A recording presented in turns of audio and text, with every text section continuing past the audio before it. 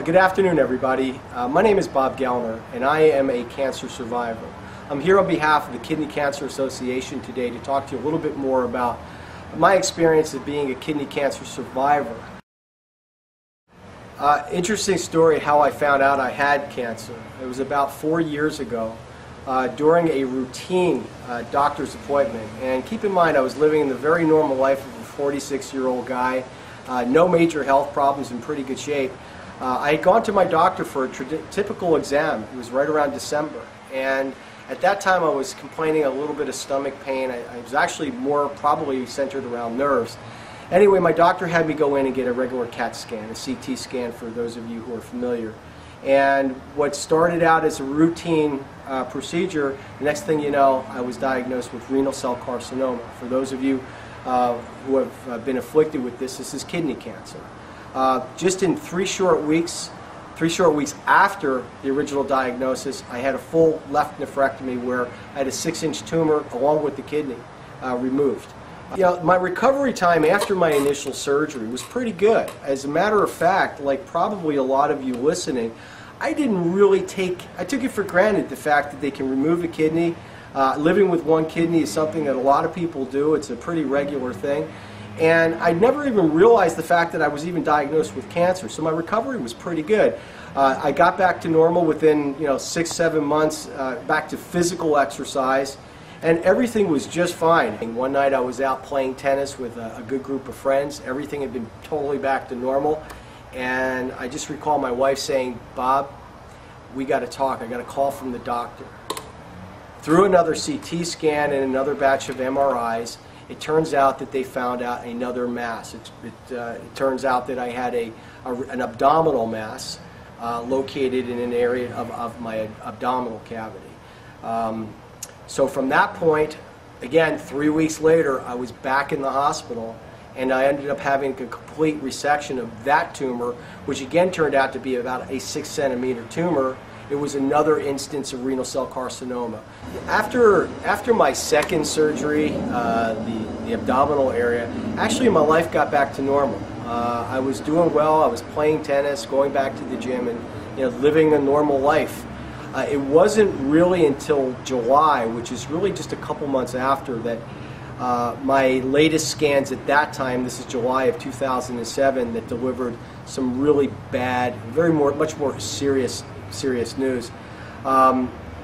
In July of 2007, this is where I had my third occurrence, and what had happened was much more serious. If you look at the radiology reports, it wasn't a single mass. We had multiple, what they referenced as hypodensities, that had moved and metastasized into my liver area. This is where they started referring to me as a stage 4 cancer patient. And for those of you who don't understand or know what stage 4 is, go look it up in the medical journals. It's pretty scary. Stage 4 is where your timelines are measured in months, not years. One of the things that we looked at after 3 occurrences and being considered a stage 4 patient, now you look at what the doctors and oncologists would call a systemic therapy. Something to go ahead and be offensive, and it was decided to look at one treatment regimen, which was called interleukin-2. The treatment for IL-2, the way it's administered is you typically go in the hospital for at least a minimum of 5 days. Treatment's given 8 hours, or at least attempted to give 8 hours. The course of action is to try to get at least 14 dosages in, or at least until you can't take it anymore. I was fortunate my first time. I was able to get 12 in, and then that considerably was reduced after time. But the side effects are probably what most people would be more interested in hearing about. And the side effects to going on an IL-2, first of all, it's extremely toxic, so the side effects are absolutely brutal. Some of the things that I experienced were extreme rigors, meaning the shakes, extreme diarrhea, nausea, vomiting. I had headaches that would make a migraine look silly. Just horrible. And I think probably one of the worst things, more horrible things of anything, is having your family members to actually have to see you go through this. It's very, very hard, not only on your body, but on anyone else that happens to be around having to watch it. One of the other things that I experienced is afterwards, when you come out of the hospital, the peels. I had my skin peeled from head to toe, my eyes peeled, my ears peeled.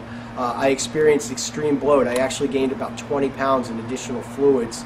And the one thing that I think scared the heck out of me was I just couldn't think straight. It felt like somebody put my head in a blender.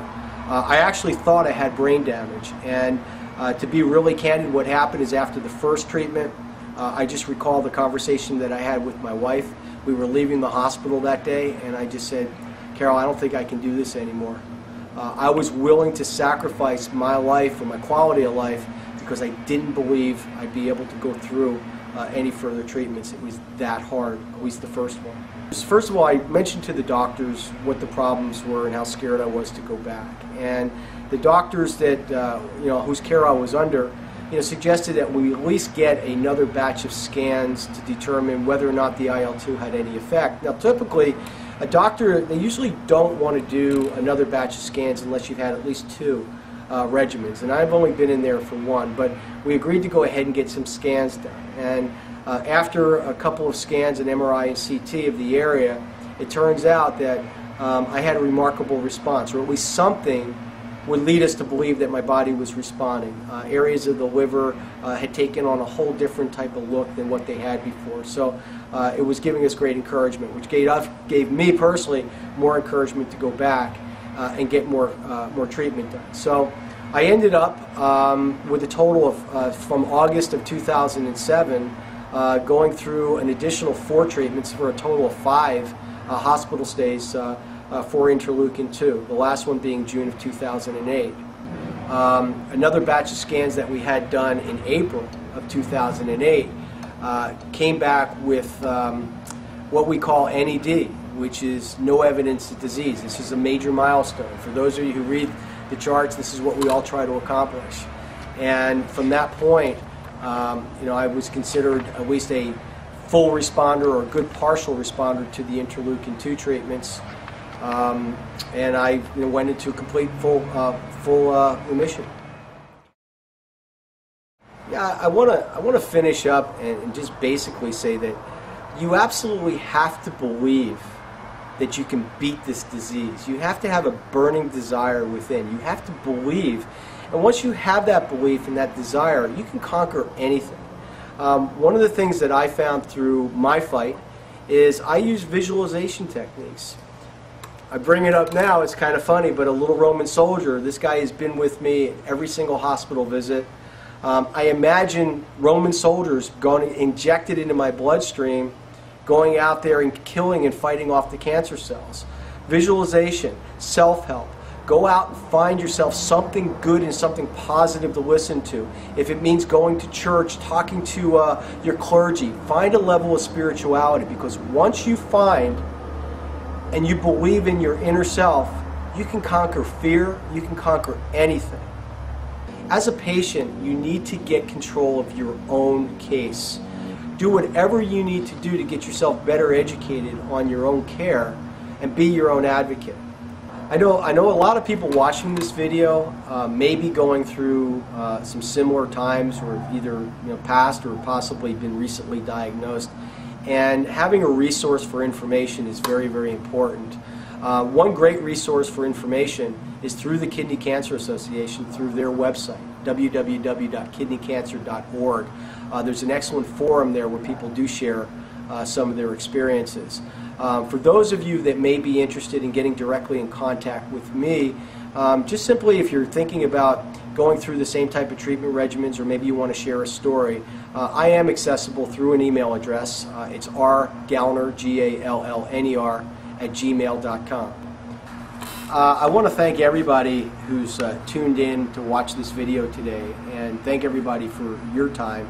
And I hope this has been beneficial and helpful to patients, survivors, family members. I want to wish everyone nothing but survival, good health, 2009, and for many, many years to come. Thank you.